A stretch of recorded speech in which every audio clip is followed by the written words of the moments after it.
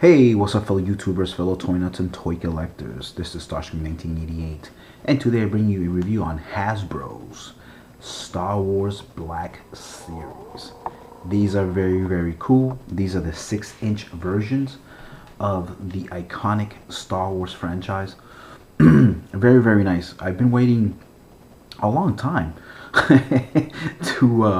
to collect something like this. I no longer buy the 3¾ inch line. I stopped buying those many years ago. I sold my collection actually of all my Star Wars figures many years ago. I picked up a couple here and there, some random guys. Like I love the Biker Scout, so anytime I see a Biker Scout, I usually grab one of those. A couple clones here and there. I picked up, I think, a 4-pack set just recently because it was on clearance, like half off.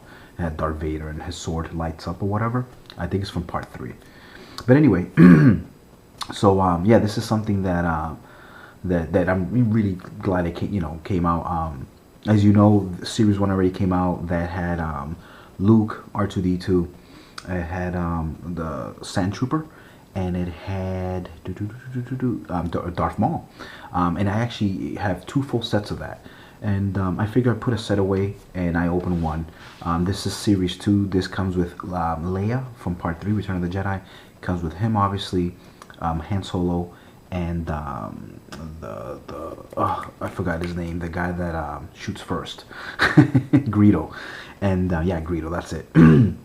So yeah, I've only picked him up first because he's obviously the harder of the 4. All the other ones, unfortunately, are peg warmers. So it seems Darth Maul from the first series is the hardest one to find, and this is now the hardest one to find for the second series. So as soon as I saw him, I just said, you know what, gotta grab him. So yeah, further ado, obviously you've seen enough of the front of the package, and here he is out of the package. So yeah, this is really nice figure. Right off the bat, I mean, I think the color, the paint application is unbelievable. I think they did a really good job. They're not ridiculously, like, they're not over proportion. I think they seem to be, the right size, just like the movies and whatever. Not, I have not added his backpack yet. I will in 1 second. But the only reason I haven't added the backpack yet is because in package his cape is really folded, so it's kind of hard. So I'm trying to see if the just it being out of the package, if it'll kind of straighten itself out a little bit. It doesn't have to be perfect, but I guess that isn't too bad of a look either. But yeah, I mean, just even starting from the back, I mean, look at the detail on this. They did an awesome job. Now, at first I did complain to myself, obviously, because I'm thinking, why are these $20? $20 is just an obscene amount for an action figure, especially a 6-inch. Seeing as Hasbro obviously also makes, Transformers. They make they make GI Joes, obviously not in this size yet, which it would be nice. That'd be nice. Take no, Hasbro. Hopefully someday you'll do 6-inch on GI Joe. But anyway, they have the Marvel Legends line, and they do pretty good job on the Marvel Legends, and those are usually $15 at most. So $5 more. Is it more because they're paying for the licensing fee on these guys? Maybe it makes it more expensive. I don't know.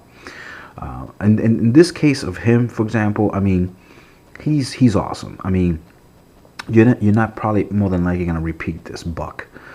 This is probably gonna be very unique. Other than obviously if you make like a Jango Fett, if they make a Jango Fett, then obviously they'll probably use the same buck and whatever or not. And if anything, they'll give him another holster because he was dual wielding. But yeah, other than that, though, I mean, it is really nice. So once you take it out of the package, you know what? I honestly think it's worth the $20. And I'm not a hardcore Star Wars fan. Positioning his rifle was a little hard, and as you can see, it's kind of bent there. It's almost impossible to keep it straight. That's the only thing that is kind of hard to do. And even keeping his index finger inside the trigger is kind of hard too. But obviously you can kind of let go, and you can do this either hand. So he is bidextral, which is pretty cool. So yeah, you can do that, and obviously he has a lot of range of movement. I'll go through that in 1 second. So let me just kind of put this in here now anyway. I feel that his backpack is just a little too big. It could be wrong. I don't know, it feels just a little smidge too big. But other than that, though, he is pretty badass. Very, very, very nice.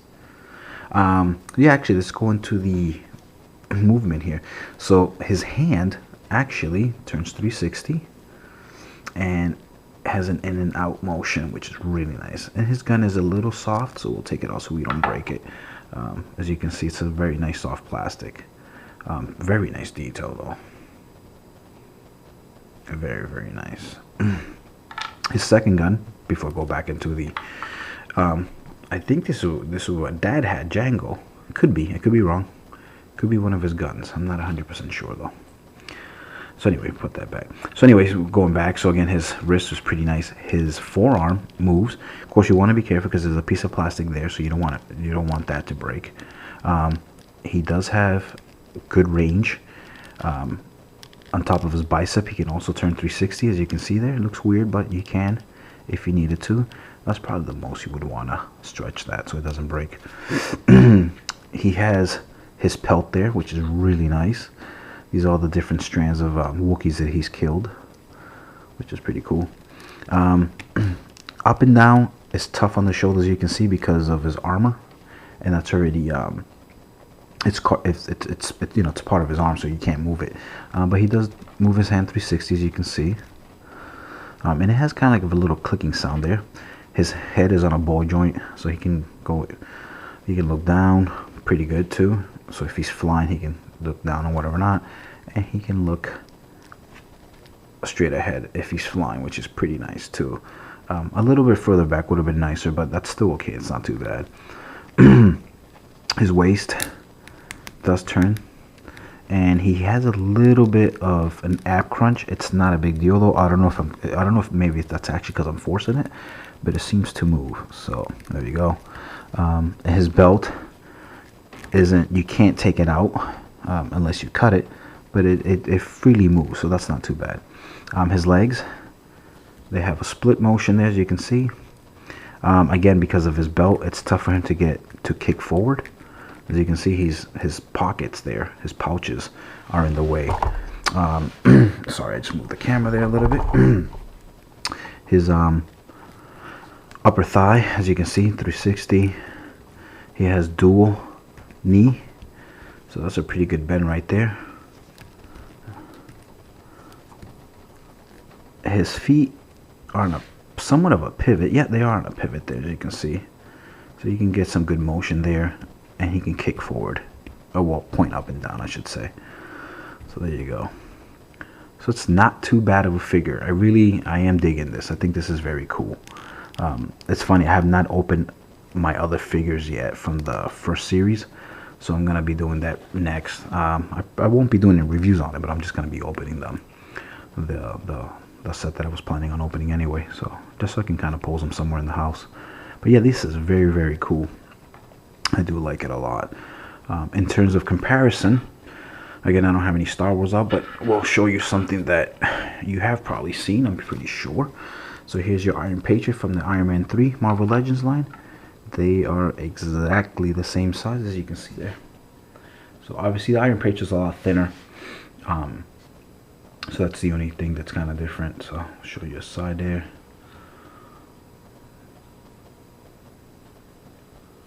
So again, the only thing we need in 6" is G.I. Joe. Come on, Hasbro.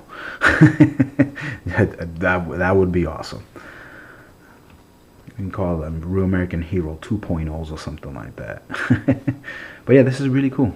I am actually glad I started collecting these. And as long as they're only doing 4 at a time, at $20 each, obviously, it won't be too bad. But once they start flooding the market, doing like 15, 20 in a series or something like that, it's gonna be tough. I think what they said was that they were doing 2 to 3 series a year at most, so that's not bad. 8 to 12 figures a year. So hopefully it's a line that they'll keep for you know, good 5-6 years from now, and we'll get at least 30, 40 figures from them, like all the iconic people, obviously. You know, obviously, you know, we got to see Darth Vader. We'll probably see Anakin, Yoda, you know, all those iconic guys. Some more clone troopers, obviously, so you can army build and stuff like that. So, but yeah, this is really, really cool. I do definitely enjoy this, and I definitely highly recommend it. And again, at $20, at first I was kind of like, ugh, but I definitely think it's worth the $20 now. Guys like Greedo and maybe the Princess, you know, since they are peg warmers, I'm not gonna pick them up anytime soon. Hopefully they'll go on clearance later on, and I'm able to get them then. But who knows? We'll see how it is. Sometimes I go into the stores and I have nothing to purchase, so then I buy something right off, you know, just to spend money. That's nice. That looks really good.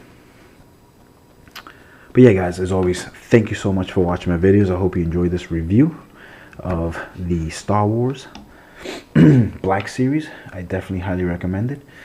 Please rate, subscribe, share, comment, all that good stuff. You guys take care. Peace. Later.